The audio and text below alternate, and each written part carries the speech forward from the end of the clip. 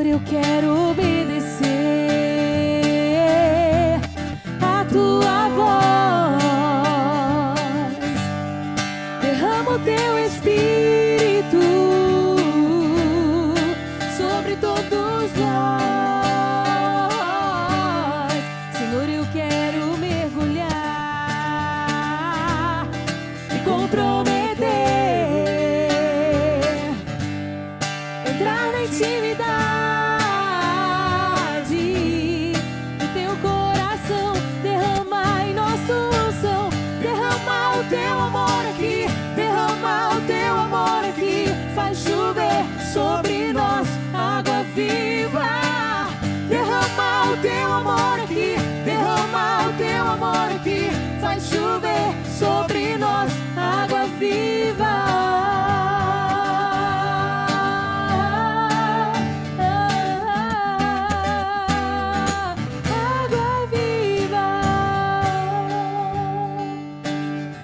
Estamos de volta com o programa Coração Jovem, aqui pela Rede Século XXI. Deus abençoe você que está nos acompanhando, que está aqui ligadinho conosco. Lembrando que agora, de segunda-feira, está acontecendo o programa Coração Jovem.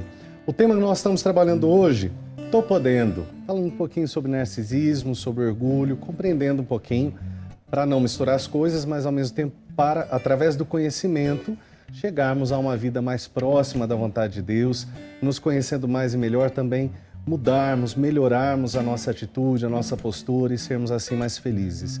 Quanto mais a gente se conhece, melhor a gente pode ser. E nós deixamos aí uma perguntinha no nosso Face. Como lidar com as pessoas que se acham? Então temos aqui algumas pessoas que nos responderam. Deixa eu só achar aqui. Isto. Um deles, o Marcelo de la Páscoa de Oliveira. Simplesmente ignorá-las. Ponto. Né? Chega uma hora que essa foi a postura dele. Também a Eliette aqui responde para nós. Eliette, um abraço, Deus abençoe. Falando assim, procuro compreender, ter um pouco de paciência, como nós também precisamos para nós também. Enfim, as pessoas foram perguntando, foram respondendo, e a gente precisa também nós entendermos o que a gente faz, como a gente lida com as pessoas que se acham. A gente tem mania de dizer, né, que se acham demais, que se sentem melhor que as outras. Nós estamos falando de algumas características, mas então eu quero perguntar, antes da gente ir para a nossa pergunta aqui, o nosso VT, eu quero perguntar, começo com o Padre Rodrigo aqui, como que a gente faz com as pessoas que se acham? Qual a melhor maneira de lidar com uma pessoa orgulhosa ou com uma pessoa também narcisista, né? Uma pessoa que, além do orgulho, a gente vê que é um transtorno. Eu acho que vai depender muito da personalidade de cada pessoa. Porque algumas pessoas, diante de alguém que se acha, vai se inibir, vai baixar a cabeça, vai despertar aquele sentimento de inferioridade, eu não sirvo para nada, né? E outras não. Porque perto de alguém que se acha, muitas vezes, provoca alguém que se acha menos. Porque mexe com as nossas questões mais profundas, particulares, né? E a outras pessoas não, perceba bem, né? Diante de uma pessoa que se acha, que está ali, né, estufando o peito, a outra vai estufar o peito e levantar mais o nariz, não é? Então, assim, depende da personalidade, da forma de enfrentar de cada um. Só que é interessante pensar nisso, porque de pavão todo mundo tem um pouco. Todos nós somos pavões em várias situações. Até a gente ia perguntar isso mesmo, né? Normal, mexer nesse né? assunto. Todo mundo acha que tem um pouquinho. Traços de narcisismo, todos nós temos. Se nós pegarmos a lista das patologias, quando nós começamos a estudar patologia, acho que a doutora passou por isso também, né? De repente, nós achamos que nós temos tudo aquilo. Nossa, eu tenho tudo isso. Aí começa todo mundo a entrar em parafuso, Vamos internar já. Vamos internar. Pronto. E aí, não, calma, traços são comuns, né? Fazem parte da nossa personalidade. Então, assim, como lidar? Primeiro é perceber o que aquilo desperta em você. Que reação provoca em você. Não adianta você querer mudar o outro. É importante sempre usar aquela situação para analisar a si mesmo. Eu me rebaixo, eu me sinto inferior, não, eu levanto o nariz, quero ser mais pavão que o outro, né? Mas a dica básica seria não entrar na concorrência. A concorrência ele está querendo fazer, ela está querendo. Para que eu vou entrar nisso? Né? Separar as coisas, o que é dele, o que é meu. Porque nós não vamos conseguir, uma pessoa narcisista, uma que tem o transtorno de narcisista, nós não vamos conseguir competir com ela. Ela vai dar um jeitinho de vencer, se não for por bem, vai ser por mal. Entendi. Como a doutora falou, até mesmo pela agressividade, pela violência, né? Então é respirar fundo, porque mexe lá dentro, mexe no pavão que tem dentro de nós, né? E fazer, que fugiu de nós, ou né? que fugiu de nós, né? Porque às vezes foge, falta, né? Ali uma autoestima que faça você ser um pouco mais assertivo na situação e olhar mais de igual para igual, mas é procurar usar isso em favor de si mesmo. Não adianta querer disputar e discutir com o outro, né? Seria uma dica. Eu diria que assim, tanto na psicologia, né, que busca essa compreensão de nós mesmos para que a gente saiba que o problema não é mudar o outro ou agir do outro, mas mudar o nosso agir. Talvez, em consequência, pode haver uma mudança no outro, mas se não houver essa mudança, o nosso agir precisa ser mudado para o nosso bem. Nós Sempre, temos poder, né, sobre nós, sobre algumas coisas em nós podemos melhorar, mas o outro talvez não. Acredito que a maturidade, a gente começa a ficar maduro quando percebe isso. Eu não estou aqui para mudar o outro, estou aqui para mudar a mim mesmo. E os limites, os relacionamentos, né, todos eles vão nos oferecer desafios. E quando nós paramos de tentar mudar o outro para melhorar a nós mesmos, e o outro simplesmente serve para mim como espelho, aí eu começo um processo de crescimento, de evolução espiritual, humana. É por isso que eu estou dizendo, tanto a psicologia diz isso, quanto na espiritualidade também a nossa visão deve ser essa, né? Não ficar olhando a trave no olho do nosso... o cisco no olho do irmão e não ver a trave que existe no nosso. Tem um ditado é um olhar para nós primeiro. Popular, né? Macaco senta no rabo e fala do rabo do outro, né? Sem rir do outro, do defeito do outro. Então... Isso, exatamente, exatamente. Bom, para continuarmos o nosso questionamento, tem um VT, um jovem pergunta, vamos ver. Oi, meu nome é Rodrigo e eu tenho uma dúvida. Quem tira muita selfie é considerado narcisista? É uma pergunta própria para esse momento, né? Deus abençoe você que participou conosco, que fez a pergunta. E eu vou passar para a doutora Ana Carolina. Quem tira muita selfie? Nos tempos de hoje, nos dias de hoje, especialmente a juventude, é a coisa mais comum do mundo, né? Registrar os momentos que estão acontecendo. A famosa selfie, uma foto de si mesmo, né? Isso é narcisismo? Eu passo a pergunta. Se for de biquinho, com certeza. Aquela Ótimo. Do biquinho, Ótimo. Pessoal, vou combinar que aquilo é muito engraçado. Doeu agora. Mas não é? Mas é verdade. Entendi. Mas brincadeiras à parte, né? O problema não é tirar uma ou outra selfie, o problema é viver tirando selfie. Aí é um traço ali, é como o Narciso, né? Ele não saía da imagem, né? Ele ia pro riacho, pro lago lá e ficava olhando, se admirando, se admirando, se admirando. E a vida passava, A vida né? passava. Então, da mesma forma, aí sim, a gente pode ter essa distorção mesmo. Hoje, acho que a gente não pode negar que... Porque quando fala da selfie, a gente está falando do culto à imagem, muitas vezes, que está por trás dessa atitude, né? Sim. E é algo que a gente vê nos nossos jovens muito, não só nos jovens, né? Mas nos jovens isso é muito estimulado, padre. Então, eu preciso ter o melhor take, nananana. Então, assim, a pessoa vive em função dessa ideia de parecer esse XYZ. Sabe? Isso é bem sério. E aí você pode desenvolver características narcisistas suas, muito grandiosas, né? E sim, te prejudicar. Então... Sim. No caso, a gente fala, né, da selfie, tudo, uma pessoa comum. Tá, mas existem aquelas pessoas que a profissão delas exige uma exposição. Sim. Né? A gente estava brincando se os músicos... Professores, precisam, né? Professores, nós estamos aqui na televisão, né, fazendo um trabalho na TV. Por que não falar padres? Padres, os atores, enfim, existe uma série de profissões que tem muito a ver com a imagem ou com a exposição. Sim. Essas pessoas são, por si só, já narcisistas, ou o que a gente pode entender? Existe esse... Pode dizer dessa forma? Não é... Não, por favor, né? Seria, assim, uma atrocidade falar isso. E eu não estou falando isso porque eu sou professora, não é isso não.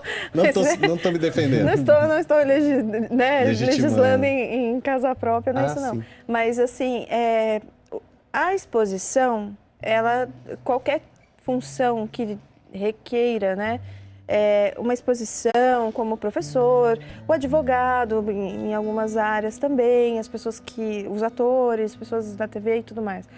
Elas precisam ter, pelo menos aceitar um pouco essa divulgação da própria imagem, né? Sim.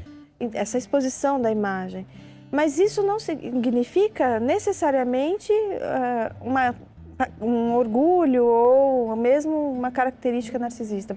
Acho que assim, nem tanto a mar, nem tanto a terra. Sim. Agora, se a gente inverter a pergunta, né? Dentro desse tipo de profissão, existem muitos narcisistas? Sim. Aí eu diria sim. A gente pode até dizer que sim. Por quê? Porque eles vão se sentir mais... Essas pessoas se sentem mais à vontade. Sim. Né? Elas já estão ali, já faz parte do dia a dia delas. Então elas não vão ter podem ser problema. que dentro disso, algumas pessoas a gente vê que se perdem até pela exposição exagerada, sofrem com isso. Outras pessoas não, aproveitam isso até por uma questão de... acaba caindo mesmo no orgulho, não se sentir superior porque tem aquele tipo de fama, né? Sim, sim. Hoje se busca até a fama. Quando a gente fala eu lembro durante a faculdade que a gente comentava muito dos professores. Bom, lembrando, né, pessoal, faculdade de psicologia, né? Quando a gente está estudando, a gente acha que pode ficar psicologizando tudo, né? E não é bem por aí, o que é uma selvageria. Até o Freud fez um artigo sobre isso, né? Que era psicologia selvagem, assim, detonando essa característica de ficar analisando as pessoas, né? Mas antes, né, voltando nessa questão, a gente falava muito assim, nossa, mas fulano, puxa vida, que necessidade de ser o centro das atenções, que necessidade de ser referenciado, a gente falando mal dos professores, né? Poxa vida, que canseira, tudo fulano ou fulana precisa ter ou ser e acontecer o tempo todo. Isso era uma coisa natural. Eu estou falando do meio acadêmico e tal. Então, existe, né? Mas isso existe em qualquer função. Outro dia mesmo, eu estava atendendo uma moça e ela estava tendo sérios problemas com a chefe. E por quê? Porque a chefe ela tem a necessidade de impor essa referência para todas as coisas, né? Se a pessoa vai ao banheiro, imagina, dentro de uma empresa, né? Todo mundo, a gente está falando, não é? A gente está falando né? Uma gerentona falando de uma gerente júnior lá, reclamando porque a menina não avisava que é o banheiro. Não tem cabimento. Mas até para isso ela queria ser a referência, né? Ser notificada como referência. E aí daí, entre outras coisas. Então nada podia acontecer sem que passasse por essa pessoa. Essa necessidade de centralizar toda a atenção, ser a referência mesmo. Então, por isso que eu falo, não era uma professora, não era uma música, não era uma atriz, nada disso, mas ela estava lá dentro da empresa, trabalhando na área dela, numa área financeira, inclusive, e extremamente narcisista. Entendi. Né? Esse talvez seja um risco também, trazendo um pouco para a parte da espiritualidade ou das pastorais, talvez seja um risco também de alguns líderes, né? A gente querer trazer o nosso rosto para as coisas. Quando eu falo alguns líderes, tem que me colocar dentro deles, de trazer o nosso rosto. Claro que algumas realidades a gente vai, naturalmente elas vão se adequar ou se assemelhar ao que a gente pensa, ao que a gente acha, mas a liberdade, né, de expressão, de manifestação das pessoas, isso conta muito. Pode acontecer na igreja essa postura? O que o narcisista atrapalha numa postura nas pastorais, por exemplo? Com certeza, padre, aparece demais, né? Porque assim como nessas profissões que elas favorecem a exposição, a igreja também, porque a maioria das coisas que nós temos na igreja tem público. E o público vai atrair o narcisista. E até mesmo pessoas bastante complicadas. Nós brincamos, né, que a igreja ela atrai todo tipo de gente complicada também. Porque é um lugar que nós acolhemos todo mundo e damos espaço para todos. E demoramos para conhecer certas pessoas. E muitas pessoas com transtornos graves são muito agradáveis a princípio. Elas sabem conquistar, elas sabem ser gentis. Depois que o tempo passa, nós vamos percebendo que existem problemas graves ali. E até em líderes, né? Coordenadores de pastoral, padres, bispos, para não dizer. Não acho que... Não existe ninguém que está imune a tudo isso. Imune é essa palavra. Não dá para nós conseguirmos evitar. Grandes autoridades têm transtornos sérios, nós sabemos disso. E na igreja também. Agora, atrapalha com certeza, porque quando entra não o orgulho, mas a necessidade de ser o centro das atenções, nós tiramos quem deve ser o centro das atenções, que é Jesus.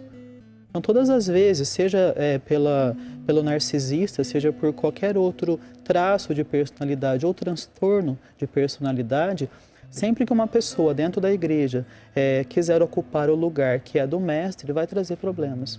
E não vai desenvolver uma espiritualidade saudável, não vai conhecer o céu, nem experimentar o céu aqui na terra, né? Então, com certeza. É um risco grande, é um cuidado grande que a gente tem que ter entre esse limiar, né? De tomar uma atitude, de ter uma postura adequada, de ser líder, de estar à frente, de assumir, porque a igreja precisa de pessoas que queiram assumir, né, as suas responsabilidades. Talvez a gente corra o risco de cair no outro extremo, dizer assim, então eu tenho que ficar no último lugar, não posso fazer nada, eu estou muito na frente, eu preciso sumir. Não, também não é assim, né? Como a doutora dizia, nem a terra nem o mar, nem nada de extremos. Mas a gente precisa perceber até que ponto nós estamos fazendo para o Senhor, e estamos realizando mesmo o nosso coração e vencendo todas as tentações próprias de qualquer convivência humana, se sentir superior, de estar acima das pessoas e agir com humildade, com carinho, de forma mais adequada, né? Tudo isso a gente vai aprendendo aos olhos da fé. Eu quero lembrar mais uma vez que tudo isso que nós estamos trabalhando aqui, todos os temas que nós refletimos aqui, você tem um aprofundamento deles. Nós deixamos um texto de referência, de aprofundamento.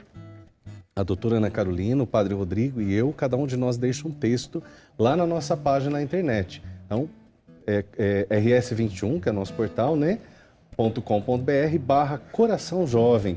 Lá você pode assistir todos os vídeos dos nossos programas e ainda você pode encontrar os aprofundamentos, todos os textos de aprofundamento. Alguns textos têm sido bastante divulgados, a gente agradece o carinho, a resposta de todos que têm participado e entrado lá e agradecido. É uma grande alegria para nós. Lembrando, Coração Jovem TV, esse projeto, ele além do nosso programa de TV, nós temos o nosso programa semanal, né? Nós temos o nosso programa mensal.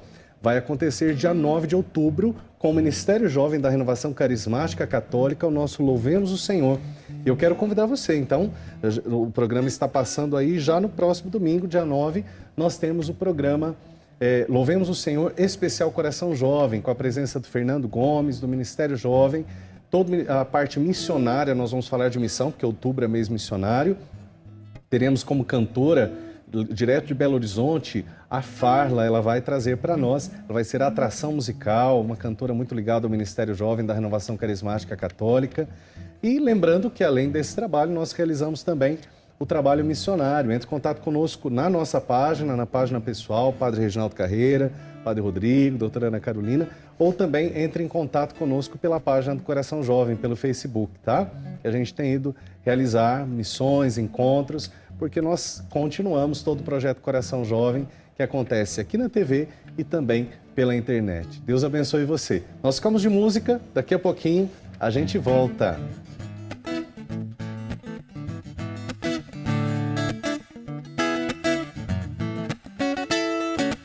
Por mil motivos eu quero louvar.